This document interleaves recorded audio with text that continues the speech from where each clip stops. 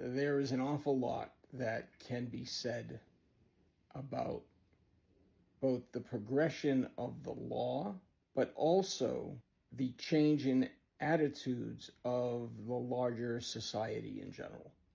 I was born in 1961, and even though I never considered myself disabled, I actually was born with several disabilities. My drive to become an accessibility consultant comes from my personal experience. Having a speech delay and a speech impediment throughout my life, communicating with others has given me challenges. I have always been extremely self-conscious about how my words might be perceived due to my speech difficulties. It's such a vulnerable feeling, and when others notice and acknowledge my struggles, leading me to find ways to connect with others. For me, that was sports. That was my safe space where I felt confident discussing and engaging in conversations with others, providing me that sense of inclusion. I could walk like anyone else, but I was 3 months preemie, so I was relatively small. I could fit in your hand. I had epilepsy as a result of birth trauma, and I became a type 1 diabetic at age 5. Even though 2024 perspective, those are characterized as hidden disabilities, I never considered myself disabled. I became paralyzed at age 10 from a smallpox vaccine, a reaction. My own immune system attacked my spinal cord and caused paralysis from the chest down. During baseball and hockey seasons, it was all about baseball and hockey for me. And anytime I saw a friend or a family member, it was always about Boston sports, and engaging with others in games served as comfortable conversation starters where I could easily connect with others. While I recognize the progress I have made overcoming my personal communication barrier, I am aware that there's always room for improvement for my speech. Growing up, I spent countless of hours meeting with speech therapists at home, in doctor's offices, and at schools. Despite the challenges, their time and effort has played a huge role in shaping the person who I am today. My goal has always been to find ways to empower them to create environments that provide a sense of belonging and inclusion within their community, just like how many people did that for me when I was growing up. With me personally, I was always rather stubborn and determined. If someone told me I couldn't do something, I would always find ways to get back to normal. And that was for the longest time, I went through 3 months of rehab learning how to do everything all over again, like a newborn. Now, circa 1971, you have to understand that anyone who was disabled at that time was automatically institutionalized. You were expected to adapt to an able-bodied environment. What does that mean? No curb cuts, elevators the size of a broom closet, attitudes where people always looking at you as a poor cripple. Because remember, even through the 70s, states had ugly laws. It made it a crime for anyone with a physical disability to appear in the public. It was horrible. Accessibility as a concept wasn't even thought of. I became involved in student government and in researching legislation and legal affairs because I didn't like being institutionalized. Studying sociology and planning in college has been so helpful in guiding my way to becoming an accessibility consultant today.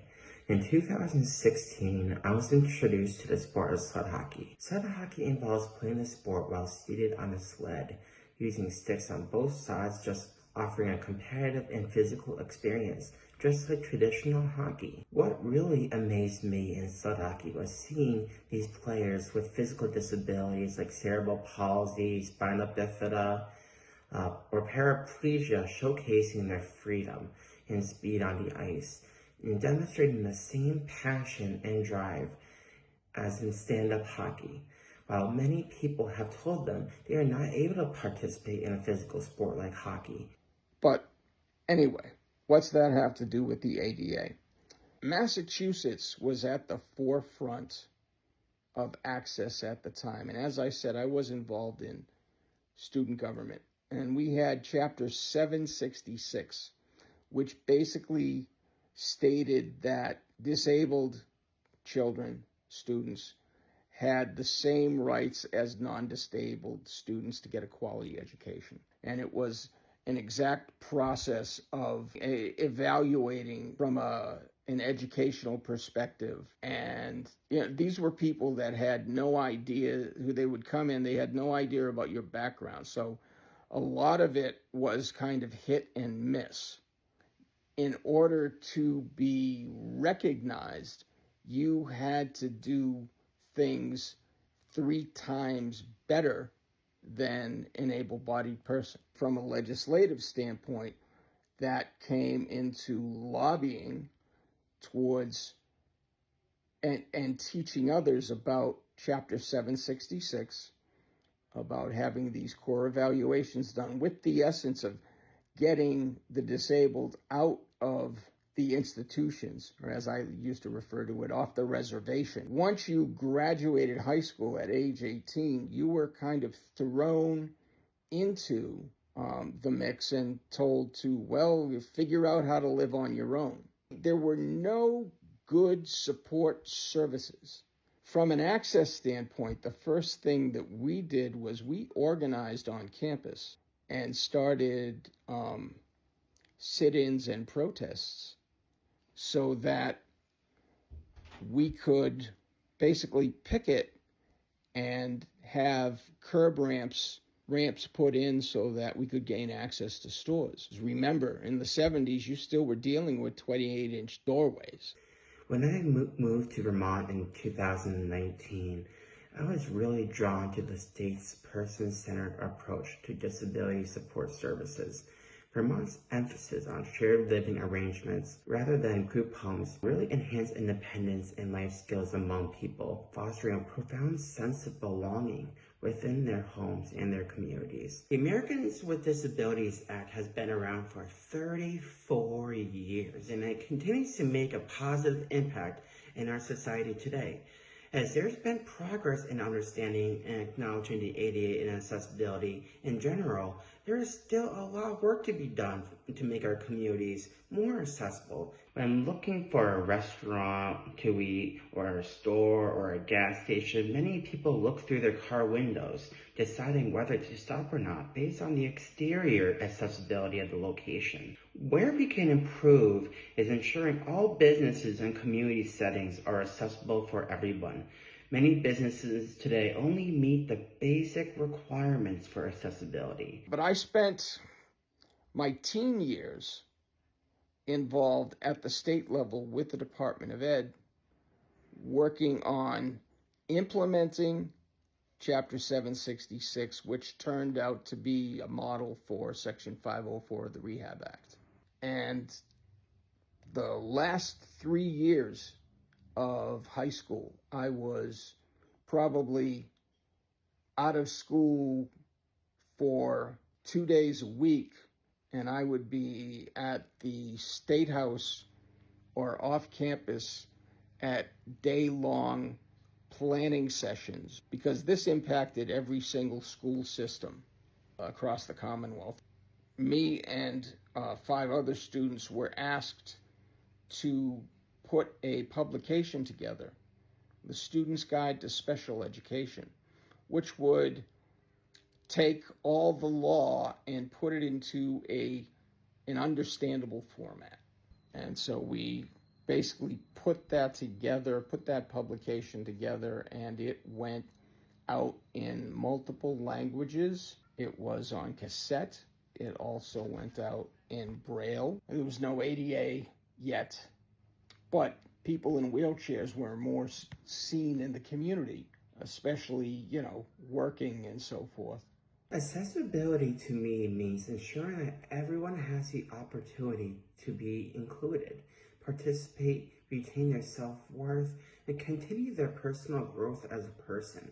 It involves the ability for every person to access various places such as malls, restaurants, stores, gas stations, public bathrooms, parks, and their homes without the constant worry of how they will manage it.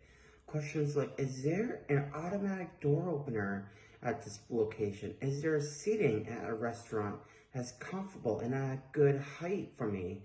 Should not create anxiety. It also extends to considerations like the height of a bar countertop to enable socializing or the setup of a sports event and a concert for everyone to have a fulfilling experience. We as advocates took a lot from the civil rights movement and kind of geared that towards disability rights, or what I would call accessibility rights.